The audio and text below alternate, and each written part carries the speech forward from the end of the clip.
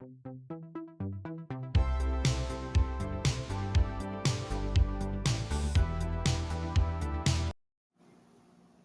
to Module 9, where we'll be covering the logic of quantifiers. We'll be augmenting our first order language for the last and final time, where we'll introduce variable symbols and two quantifier symbols, the existential quantifier and the universal quantifier. And through this module, we'll mainly talk about sort of formation rules. How do we form sentences with these quantifiers?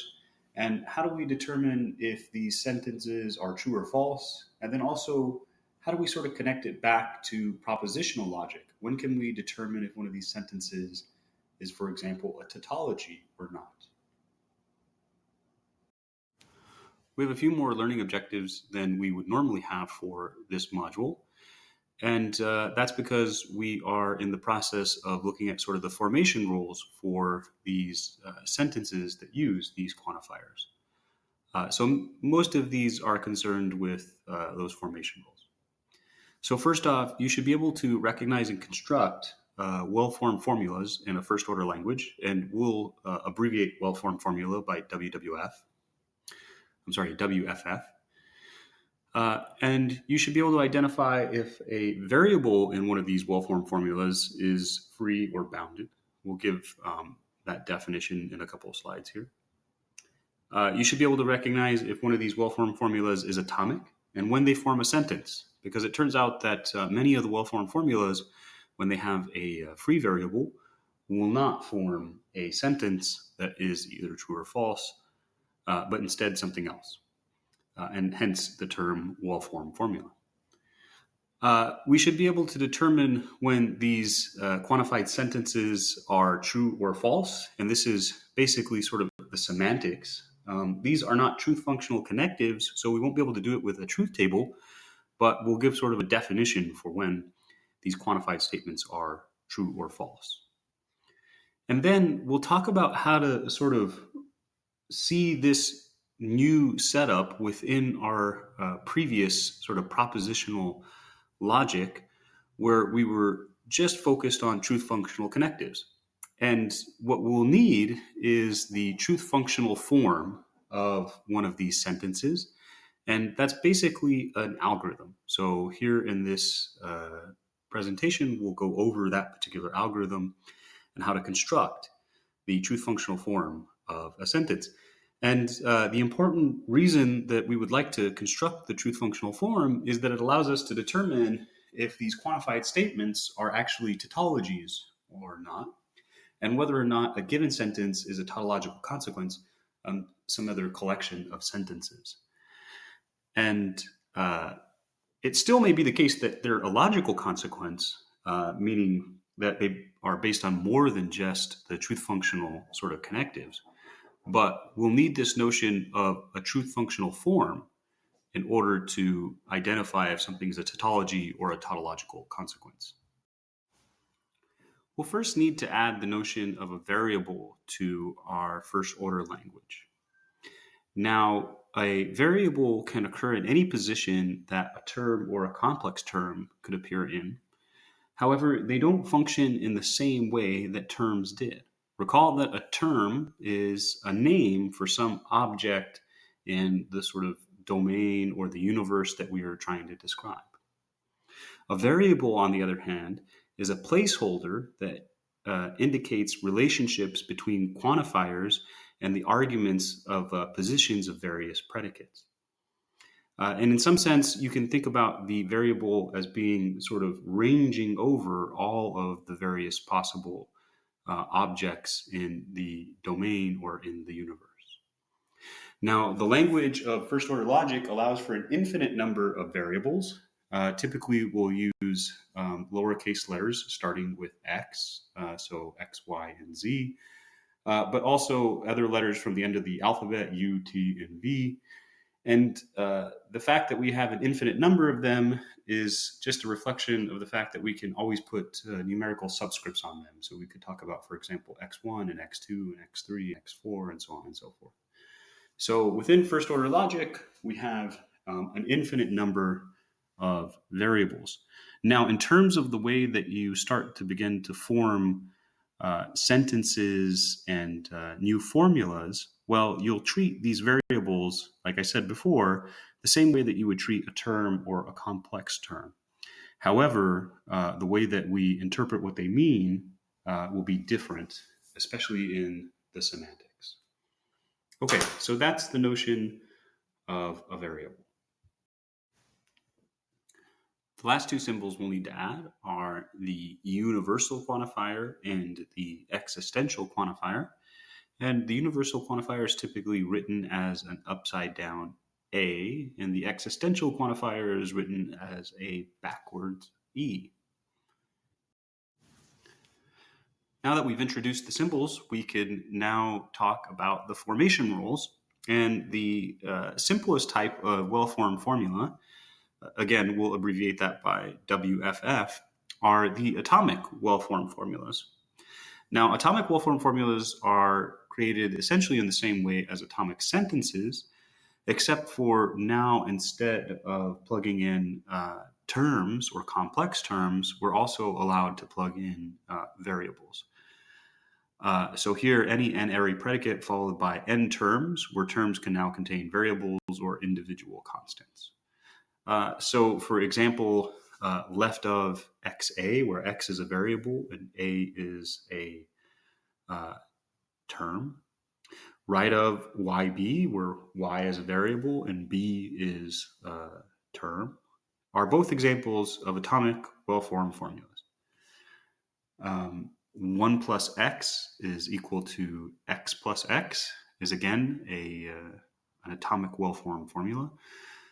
Notice here that we're sort of mixing together a variable and a term by using a function symbol. So 1 plus x here is sort of a combination of a term 1 and a variable x.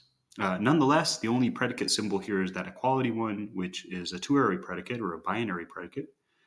And so 3 is another example of an atomic well-formed formula. Number 4 is just a regular old atomic sentence. It doesn't have any variables, but that still counts as an atomic well-formed formula in this case. So even if there's no variables at all, it still would satisfy that definition and therefore be an atomic well-formed formula. And then don't forget that there are predicates that are larger than just binary. For example, between is a three-ary predicate. And so, for example, between x, a, b would be an atomic well-formed formula, x being a variable and a and b being terms. And again, you can sort of form any number of atomic well-formed formulas based on the various predicates that you had adopted for use in your first-order language. Now that we have the atomic well-formed formulas out of the way, we can start building up more complicated well-formed formulas. And again, this process is going to parallel the process that we had for constructing compound sentences from our atomic sentences using our truth functional connectives. In fact, the first 5 rules you're seeing down below are essentially the exact same rules that we had for our truth functional connectives, with the exception now that we're working with well-formed formulas. So for the atomic well-formed formulas, that just means that we now possibly have variables as opposed to just terms or complex terms. But as we build up more complicated well-formed formulas, we're also allowed to introduce quantifiers. And that's what rules 6 and 7 on the bottom say. So let's just go through 1 through 5 really quickly and sort of read off what they say. So the first one just says that if somebody hands you a well-formed formula, say P, something maybe like an atomic well-formed formula, then the negation of that atomic well-formed formula with just this negation symbol out in front is again another well-formed formula. And you can then repeatedly apply more and more negations. And you can do this to any well-formed formula, creating a new well-formed formula. Likewise, if you have any finite sequence of well-formed formulas, say P1 through Pn, You can form the conjunction of all of those or the disjunction of all of those. And again, you'll end up with something that is a well-formed formula. And then for the conditional and biconditional, if you have two well-formed formulas, you can form P arrows Q, or the biconditional between P and Q, and those again are well-formed formulas. Now again, remember this is a recursive definition, so anything that is already a well-formed formula can then be used in that definition through 1 through 5. So let's go on to 6 and 7, because we may have applied 6 and 7 and then fed that back in, right, to then form a conjunction or something like that. And 6 and 7 are the sort of new rules. What 6 says is that if you have some well-formed formula, say P, and a variable, doesn't matter which one that you would like to take, say T, U, V, W, or X, then you can form a new well-formed formula by taking the universal quantifier, the variable that you'd like to pick, and then that well-formed formula. And you can do the exact same thing with the existential quantifier and any variable that you would like. And that well-formed formula P doesn't have to have that variable in it at all, or it can have multiple instances of that particular variable. But nonetheless, you can always form these new well-formed formulas. So these are the sort of formation rules for the various well-formed formulas. And again, as you use 6 and 7, those can then feed back in. You can form sort of, for example, the conjunction of two quantified statements. And we'll give some examples here on the next few slides of some well-formed formulas and some examples. So let's walk through a few examples. First off, any of the atomic well-formed formulas that we looked at before are automatically well-formed formulas. Those, again, are sort of the base case, simplest well-formed formulas that we can construct. And then once we have those well-formed formulas, those atomic ones, we can do things like form their conjunction or their disjunction. And sentence 2 and sentence 3 are just sort of conjunctions of two of these atomic well-formed formulas. For example, left of xy and right of xa. Notice that that has variables x and y and terms a. And so it's sort of a mix of terms and variables. But again, it's a well-formed formula. The third one down says 1 plus x is equal to y plus c, and y is equal to 1 plus 1. And again, here we're mixing in terms and variables, but we're also using function symbols to sort of apply those variables and terms together. But nonetheless, those two sort of underlying underlying formulas are atomic well-formed formulas, and then we form the conjunction here. Number 4 is the first one where we now see something that is different from the setup that we've seen in the past. Here we're going to put the universal quantifier, the variable x, and then we have a well-formed formula left of xa and large X. And here I've included parentheses to sort of indicate the scope of that universal quantifier and what it's being applied to. So remember, it's the quantifier, the variable, and then the well-formed formula. And here inside of those parentheses, I'm making it clear that that's the well-formed formula that quantifier is being applied to. Now, number 5 is just the existential quantifier, that variable t, and then the atomic well-formed formula, which is also an atomic sentence, tet t. Well, I guess that's not an atomic sentence, that's an atomic well-formed formula. In a moment, we'll look at the semantics of these statements, and number 5 will mean something along the lines of there exists something which is tetrahedron. So somewhere on our board, there's the tetrahedron. But for now, we're just looking at these formation rules. 6 is one where we have a biconditional, and we put two atomic well-formed formulas, tet x and cube b, on the left and right of that biconditional.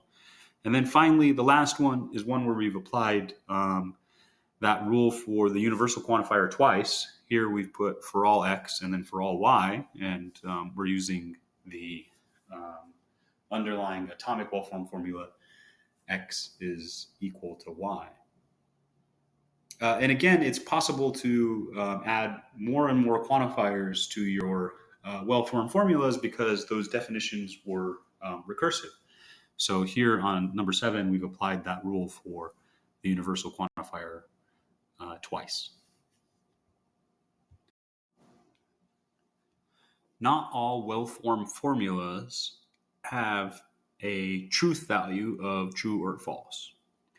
The well-formed formulas that have a value of true or false are called sentences, and they implicitly have the feature that all of their variables have been sort of binded to some sort of quantifier. Okay, so what do I mean by that? Well, we have 3 definitions here that we would like to talk about, and then 3 examples down below. First off, if we have a well-formed formula, a variable that has an associated quantifier is called bounded. An example of that is the bottom 2 formulas in that bulleted list. So the first one says for all x, so that universal quantifier, x plus 1 equals 1 plus x. And that quantifier is sort of binded or associated to that variable x. And so we would say that that variable is bounded. Now, in a well-formed formula, if a variable is not bounded, if it's not associated to some quantifier, we'll call it free. And that's what that second sort of sentence is, introducing the notion of a free variable. And the first sentence and the third sentence, the first well-formed formula and that third well-formed formula down below, left of xa and for all x, right of xy, are examples of well-formed formulas that have free variables. The first one, left of xa, that x is intended to be a variable, and therefore, because it doesn't have any quantifier associated to it, it's a free variable. The second sentence with the for all x, x plus 1 equals 1 plus x, doesn't have any free variables. And that final sentence on the bottom has a bounded variable, the x, but it also has a free variable, y, because that y hasn't been quantified. Okay, so that's the difference between bound variables and free variables. And if you look carefully at the definition in the textbook, it really is a definition by recursion if you're looking at it really carefully, but it's always possible to sort of just look at the form of the sentence and determine which are the the well-formed formula and determine which are the bounded and which are the free variables. Now, sentences, the ones that will be either true or false, the sort of things that say something about our world or our universe or within our language, are those well-formed formulas that don't have any free variables at all. For example, that second bullet says for all x, x plus 1 is equal to 1 plus x. In other words, it doesn't matter if you add x first or second when doing addition over whatever this variable x is ranging over. Presumably in this case, something like arithmetic or the natural numbers. But nonetheless, that would be the only of these well-formed formulas that is a sentence. And what we'd like to talk about next are when are these sentences true or false? So the well-formed formulas, you may have some that have free variables that you don't know if they represent something that's a true or false statement. They're not really a statement at all. But when all of the variables are bounded and there's no free variables, they do represent a sentence, some sort of statement about the universe that you're looking at. And in the next few slides, we'll talk about the semantics. When do we say that that sentence is true and when do we say that that sentence is false? And it'll give us sort of the meaning of these universal and existential quantifiers. Okay, so let's say a bit about the semantics of these quantified sentences. And just as a quick remark here, these quantified sentences make claims about some non-empty intended domain of discourse. So they say something about all of the objects and the domain of discourse, or some object and the domain of discourse. Now, the way it works is the following. A sentence which has the universal quantifier on it is true if and only if the well-formed formula S of x is satisfied by every object in the domain of discourse. So anytime we replace that variable with some object from the universe that we're looking at, the sentence results in a true statement. So it's true of all objects in our domain. And then an existential quantifier, or an existentially quantified statement is true if and only if the well-formed formula S of x is satisfied by at least one object in the domain of discourse. So you can find at least one thing that makes that particular well-formed formula true, and you plug it in for that variable. Okay, and there are many other types of quantifiers, but these are the only two that are codified into the language of first-order logic. And they can be used to generate other types of quantifiers as well. But nonetheless, in mathematics, these are the two most important of the quantifiers.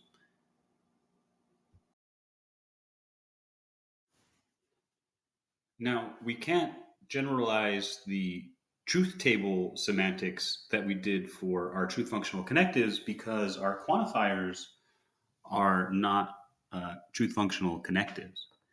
However, we can generalize our game semantics, and you can always play the game in Tarski's world itself. And if you have trouble identifying when these quantified statements are true or false, playing the game can be really helpful for understanding the meaning of these quantified statements. Okay, so here I just have the sort of complete table for the game semantics for first order logic. We've already seen the disjunction, the conjunction, the negation, and the two conditionals. And here we're adding on the details for what to do when you're confronted with an existentially quantified statement or a universally quantified statement. So first off, let's suppose that you're looking at an existentially quantified statement. So there exists an x, p of x. And let's suppose that you've committed to that statement being true. Then it would be your turn to play the game.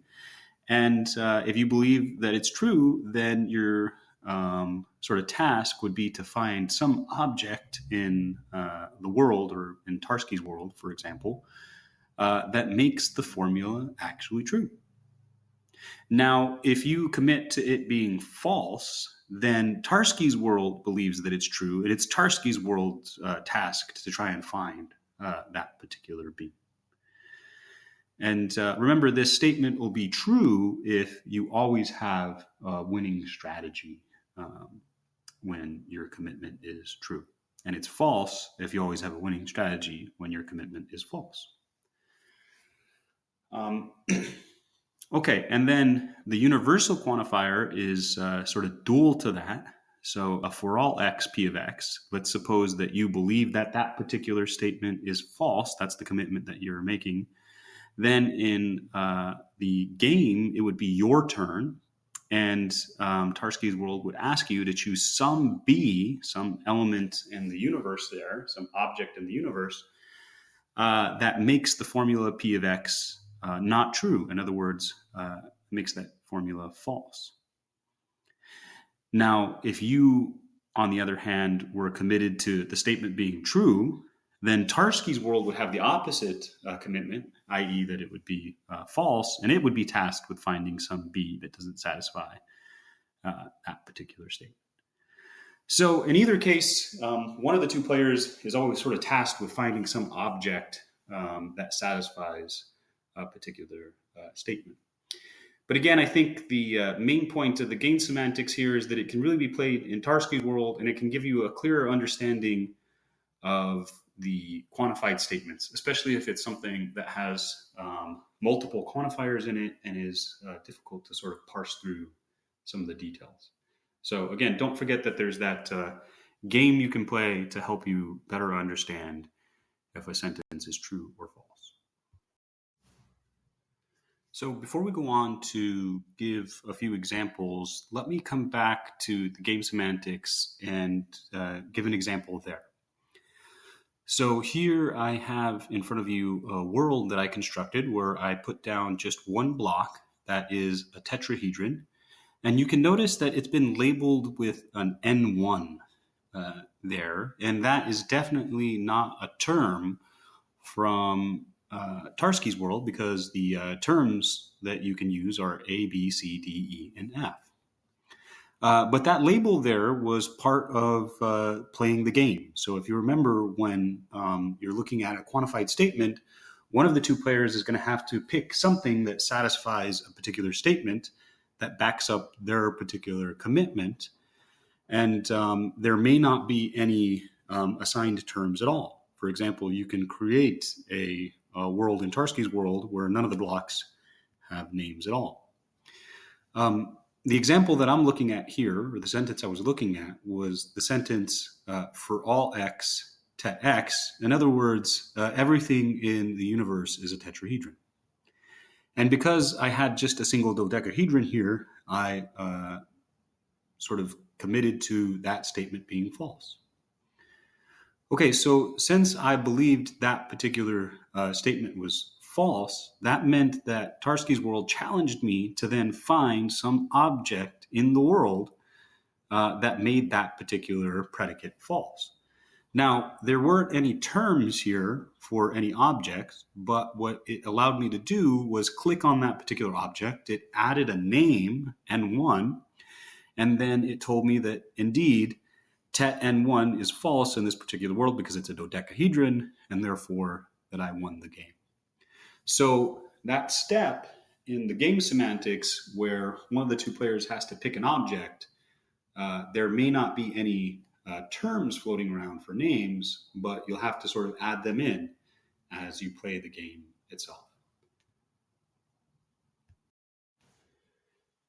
So going all the way back to the time of the Greeks, Aristotle had identified several quantified statements that were commonly used in logical arguments. And these are commonly referred to as the four forms, and they are in the following format. All P's are Q, some P's are Q, no P's are Q, and some P's are not Q. And the idea was that these were common sort of phrases and sentences that were used in logical arguments. And we can capture all of these various forms in our first order language. And the purpose of this is that sometimes students can be a bit confused with these translations. So these are sort of the official translations of these various forms into first order logic. And then we'll talk a bit about some of the misconceptions surrounding these various forms that can help you better understand how to translate and how to understand these quantified statements. Okay, so when someone says all P's are Q, then what they really mean is a quantified statement, a universally quantified statement, that is a conditional. And it means the following. For every possible x, if P of x is true, then Q of x had to be true as well, right? So if x satisfies sort of the conditions for being a P, then it'll also satisfy the condition for being a Q. Some P's are Q just means that there exists a particular x which satisfies both the formulas for P and Q, right? So it's both a P and it's a Q. No P's are q's is again a universally quantified statement that's a conditional. In this case, it says for all x, if p of x is satisfied, if that's true, then q of x can't be true. In other words, the negation of q of x had to be true, and therefore there's no p that is also a q. And then finally, some p's are not q just means that there is some x which satisfies p but does not satisfy q. And if you're not going to satisfy q, then that's the same thing as satisfying the negation of q. And there are other potential ways to try and translate some of these sentences, but the official ones in first order logic are these ones, and they occur enough in mathematics and other contexts that it's good to be aware of these translations. On the next slide, we'll talk a bit about some of the pitfalls of trying to understand these statements. So as usual with our translations from English into first order logic, there is a bit of context that we can lose. And this is true for quantified statements. And two good examples are these bullets below. So when we translated all p's are q, we translated it into this universally quantified statement: for all x, p of x implies q of x. And if you recall the semantics for that universal quantifier, what that meant is that anytime we took some object from our domain or our universe that we were looking at and plugged it in for that variable x, that conditional statement resulted in a true statement.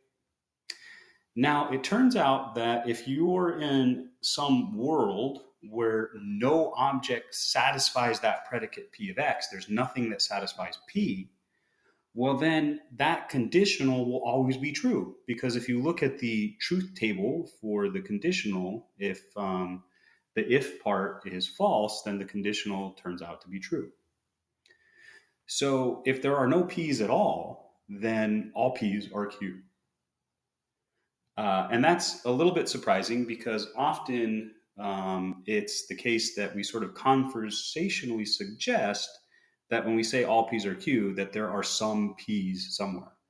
An example in the textbook that's given is if you had a professor in an upper division class that said, every freshman that has taken this class has passed with an A, and the only reason that statement might be true is because no freshman has ever taken the class, right? You might say that's a bit sort of disingenuous. But nonetheless, in first order logic, that's exactly the way that we would sort of interpret that particular sentence: all p's are q. So be a bit careful there. It doesn't imply that there's something that satisfies p at all. Likewise, when we say some p's are q, it does not imply that not all p's are q. So remember, some p's are q means that there exists an x that makes both p of x and q of x true. Now, it could still be the case that every single thing that satisfies p also satisfies q. In other words, all things that are p are also q, and you would still be able to find some x that satisfies both p of x and q of x. So in normal sort of everyday English, we might sort of conversationally suggest that there is not the case that all p's are q when we say some p's are q. In first order logic, that is definitely not the case, right? Some p's are q does not mean not all p's are q. It could definitely be possible that all the p's are q's, and we would still interpret the sentence some p's are q as true.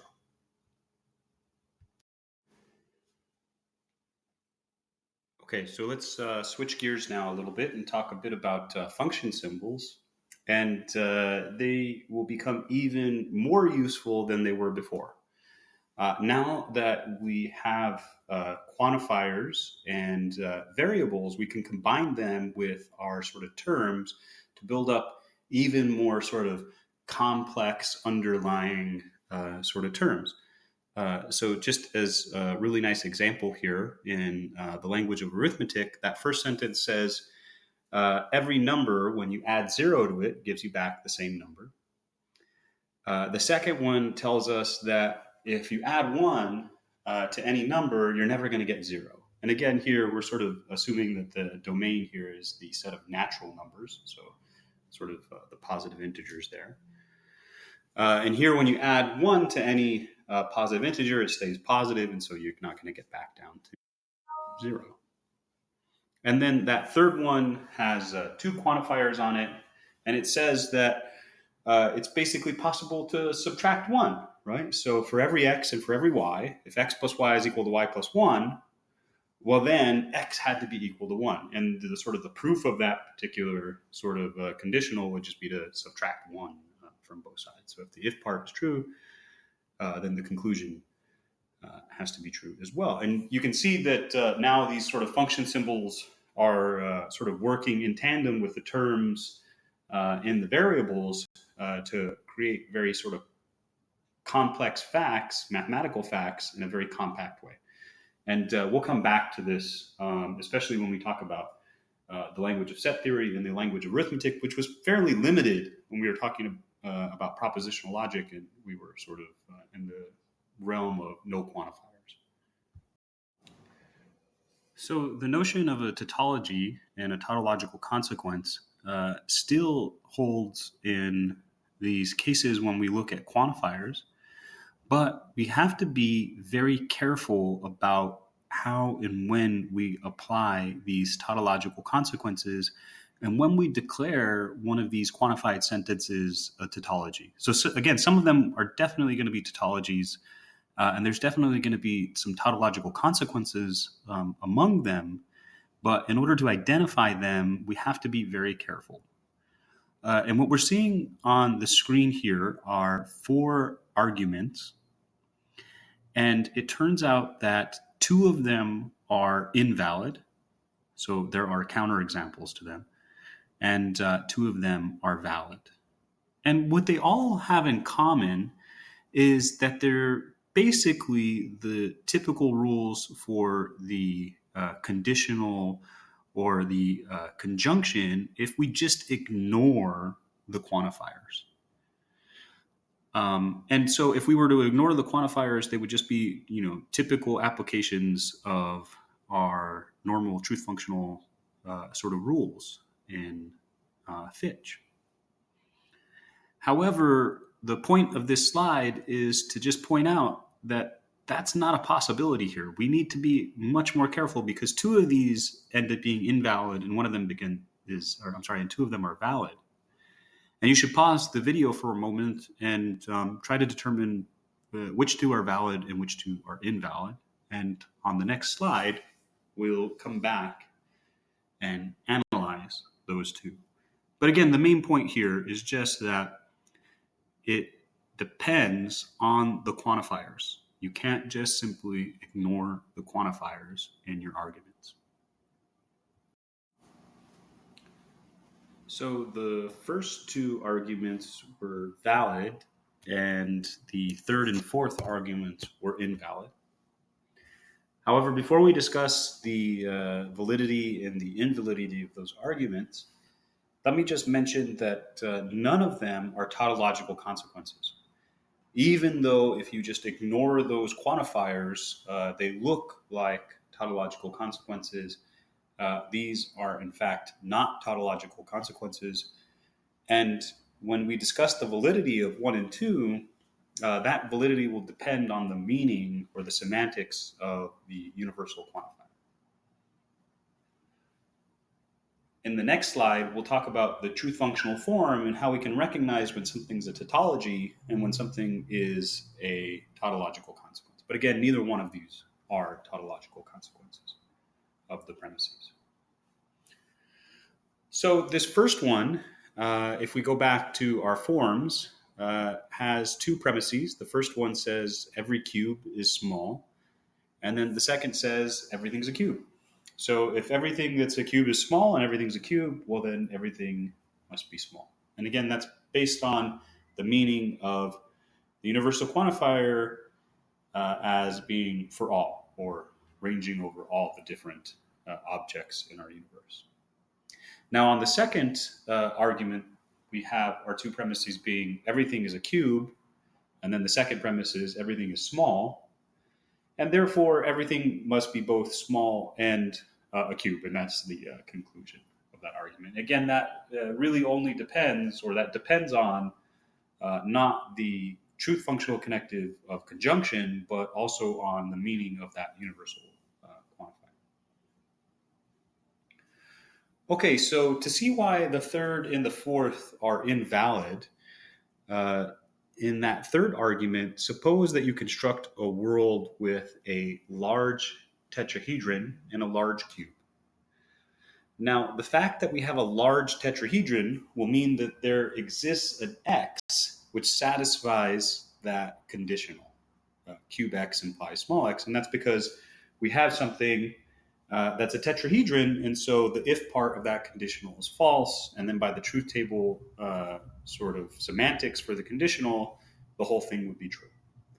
So because we have a tetrahedron, that statement, first premise, is true. Now, the second premise says there exists something that is a cube, and that's where that second block comes in. If we had a large cube, then we have something that's a cube. Now, both of the objects are large, and so the conclusion would be false. There does not exist anything that's small.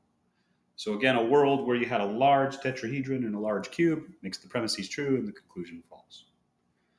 And then for the fourth one, if you have a small tetrahedron and a large cube, well, then the premises will be true because there is a cube that is large. In this case, there's just a cube. And there's also that tetrahedron, which is small, so the second premise is true, but the conclusion, there is a small cube, is false because the small object is the tetrahedron and the cube itself is large. So there's nothing that satisfies both. Again, the point of all of this is that you have to be really careful when you're analyzing arguments that have quantifiers because they really do depend on the meaning of those quantifiers, and you can't just ignore the quantifiers. Okay, so how will we address the notion of tautological consequence in these new quantified sentences? The answer turns out that when we form a new quantified well-formed formula, if the last rule we used was one to construct either an existential quantifier or a universal quantifier, then we'll consider that particular sentence as being sort of atomic, an atomic sentence, as we would have back in chapters 1 through 8. Or if it's just an outright atomic sentence that we would have had back in chapters 1 through 8. So we sort of think about these quantified statements when they're a quantified sentence as being sort of the bedrock for considering our tautologies. Now, what that means is that there is a nice algorithm for moving our quantified sort of sentences into a sentence that looks more like a propositional sentence without any quantifiers that we can then apply our truth table methods to. And this is how we will connect back to our tautological consequence and tautology. And furthermore, the completeness and soundness theorems still hold here as well. If we do find a tautological consequence, that's only because later on, when we look at extending our Fitch deductive system to include quantifiers, that in fact, there's a proof that only uses the elimination and introduction rules for the truth functional connectives. Okay, so this is fairly important, right? Again, the idea here is we're going to convert our quantified statement into something that we might be able to then run into a truth table and then apply our sort of previous methods. Again, this is called the truth functional algorithm. It's pretty straightforward. You basically scan your sentence. So let's suppose you're handed a sentence S. It's this sort of complex, well-formed formula that maybe has multiple quantifiers in it and lots of sort of connectives floating around. And you start out by scanning it from left to right. Okay, so you just go through the symbols like if you were sort of reading the sentence here. When you come to a quantifier or just a regular old atomic sentence, right? So the start of some sort of predicate, um, then you begin to underline that portion of the sentence, right? So you're going to start underlining that portion of the sentence. And you're going to do one of two different things, depending on if you ran into a quantifier or if it was an atomic sentence. Now, A here tells you what to do if you hit a quantifier, and it doesn't matter if it's a universal or existential, you do the same thing. If you encounter that quantifier, then you underline the quantifier and the entire formula that it's applied to. And usually there'll be some parentheses, and if there's not, you assume that it's applied to sort of the smallest possible formula that it could be. But there'll be some parentheses there, and you'll underline that entire sentence. And what you're sort of implicitly saying when you form this underlining is that that is what you would consider an atomic sentence in your truth table. Now, if you encounter an atomic sentence, then you just underline that atomic sentence, beginning at the very beginning and sort of ending at that last sort of parenthesis. And you treat that also as an atomic sentence in your truth table. Now, you're not quite done. Once you've done all of this sort of underlining, and this is a sort of recursive process here, right? So you underline and then you go back to the beginning again, and you underline again, and so on and so forth. And under each one of those underlined sentences, you write a letter. And usually you just use the capital letters A, B, C, D, and so on and so forth. And the only thing that you have to sort of adhere to at this point is that if two underlined sort of expressions are exactly the same, the identical symbols, then you have to use the same letter, right? So you might have an A repeating or a B repeating. And I'll give you an example on the next slide where that happens. Once you've labeled all of those underlined sort of pieces, you can go back to the start again, right? So I guess I'm sort of not quite saying exactly what's written here. You do 2 and 3 and write the letter underneath, and then you go back to sort of scanning from left to right. But again, we'll go through a good example where we do this sort of scanning and labeling. And then finally, what you do is you come to the end of the sentence and you replace all the underlined sort of pieces with the letter that labeled it. And what you end up with is something called the truth functional form of S. And that's what you can then go plug right into a truth table and try to determine if the sentence is a tautology or if you have some sort of tautological consequence or something like this, right? So all of the same machinery that we had in chapters 1 through 8. On the next slide, we'll do a good example. Okay, so how will we address the notion of tautological consequence in these new quantified sentences?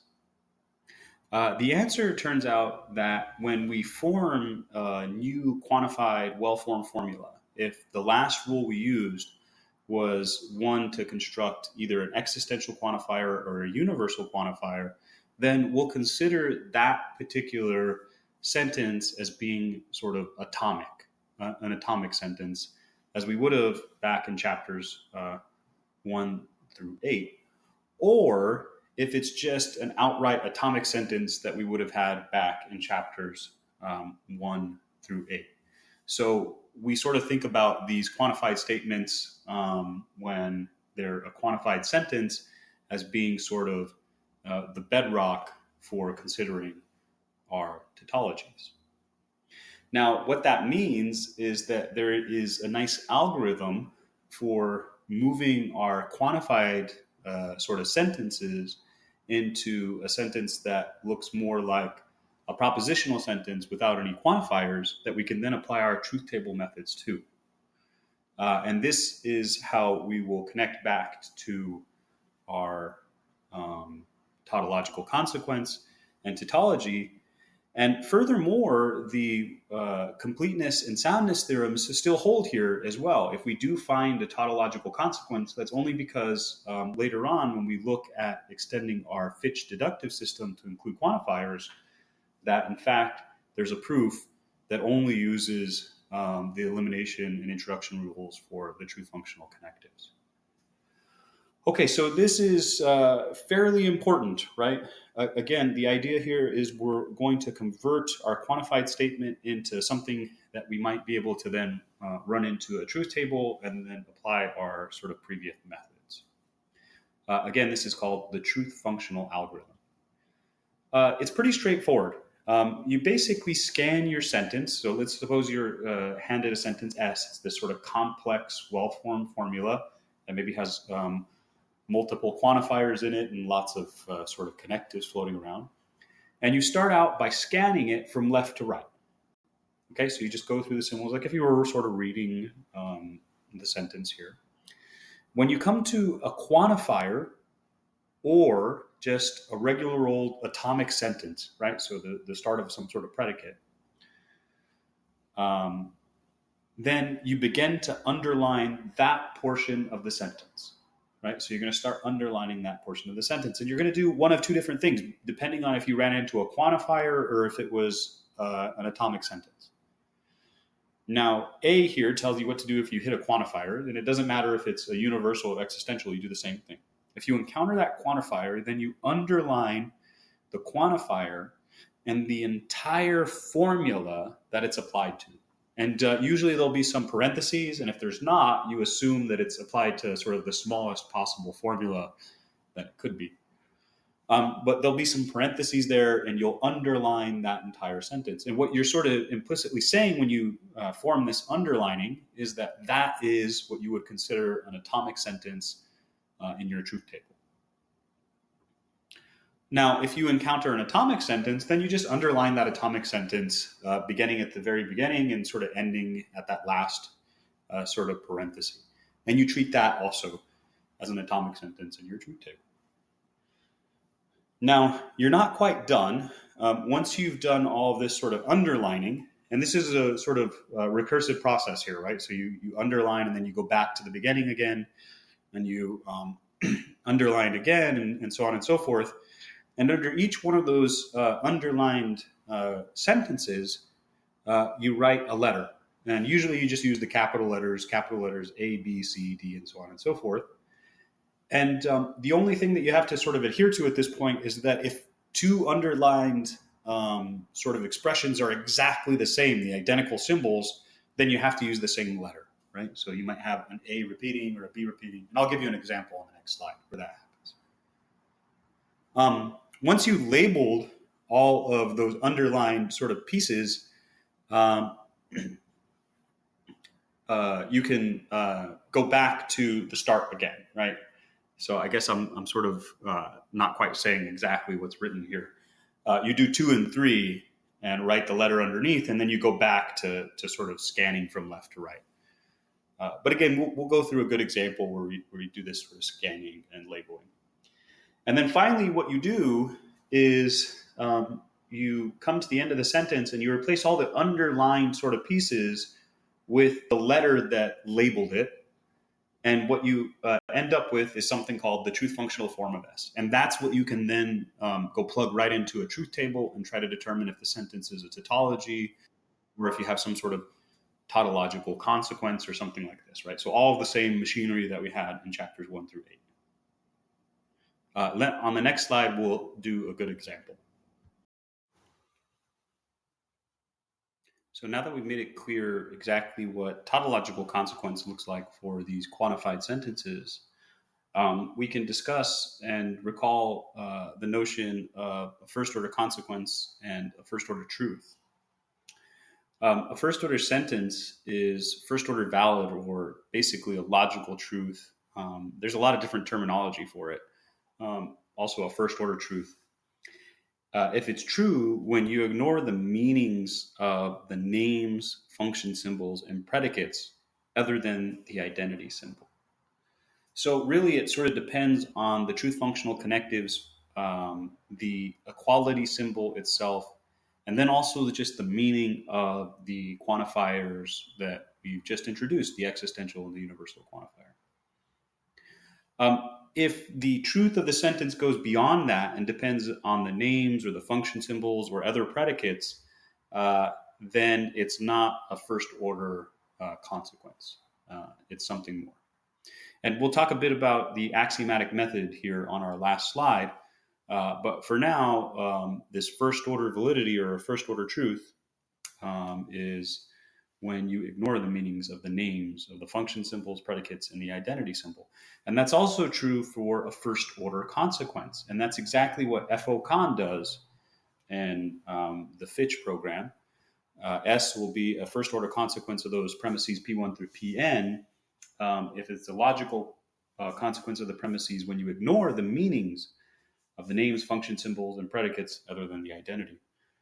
I'm going to skip past what the book calls the replacement method, where they sort of replace predicates with sort of strange, meaningless ones to help sort of identify these first order consequences. But it would be a good idea to go through and at least skim through that section so you're aware of that particular replacement method.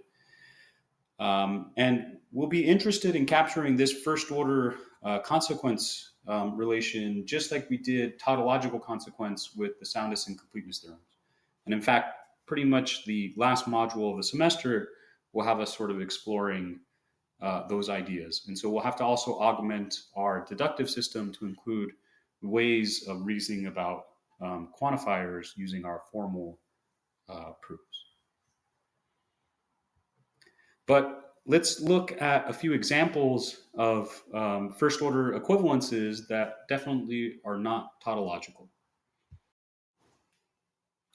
So here is a great example of a pair of sentences that are logically equivalent. And it's a first order equivalence because it just depends on the meanings of the quantifiers and the truth functional connectives, and not the meaning of that predicate P. But they are also not tautological equivalences. And they're not tautological because if we were to put together the truth functional forms here of these particular sentences, the first one would look something like the negation of A, and then we'd have this logical equivalent sign, and the truth functional form of the second, there would just be a sentence B, because that quantifier applies to that whole negated sentence P. And because those two sentences, A and B, are sort of basically unrelated here, in the truth table, we wouldn't be able to see that they were both related to this predicate P. They wouldn't be tautologically equivalent, right? So their truth functional forms are not tautologically equivalent. Nonetheless, these will be first order equivalent or just logical equivalences. And they're important ones. They are the method that we'll use to basically negate quantified statements. And we can think about them as generalizations of De Morgan's law. If we think about the universal quantifier as being a conjunction and the existential quantifier as being an infinite disjunction. But let's say a few words about why it is a logical consequence. So the first sentence there, if we know that the universally quantified sentence for all x p of x is false, in other words, the negation of for all x p of x is true, well, the only way that that is possible if there actually exists, and this is through the semantics of the universal quantifier, if there actually exists some x that makes the statement p of x false. In other words, that makes the negation of p of x true. And vice versa, if there exists some x that makes the negation of p of x true, well, then there exists at least something that makes p of x false, and therefore for all x p of x couldn't possibly be true, and therefore the negation must have been true. That's just going back in the other direction. And likewise, for sentence 2, basically the same idea holds. If it's not the case that there exists some x that makes p of x true, well, that's only possible if for every x, the negation of p of x is true.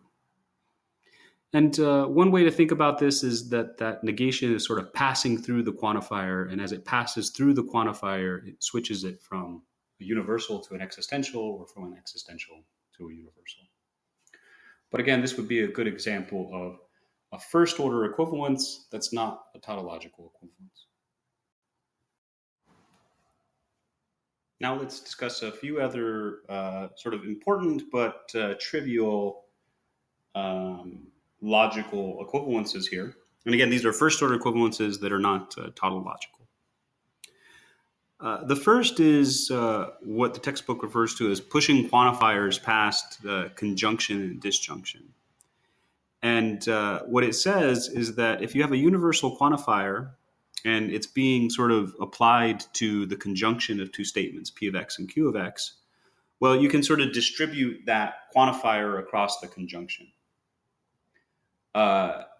And notice that there's no sort of corresponding formula for disjunction on the universal quantifier. So you can explicitly only do this for conjunction when you're dealing with the universal quantifier. On the other hand, the existential quantifier allows you to do that over disjunction. So you can sort of take the disjunction and distribute the two disjuncts here, right? So that universal quantifier can distribute. But again, the universal quantifier does not work well with the conjunction, and it's easy to give counterexamples in those other two cases. So universal quantifier works well with conjunction, and existential works well with the disjunction, meaning you can distribute. But be careful, it's a common mistake to do those distributions for the other connectives, and they're just not true.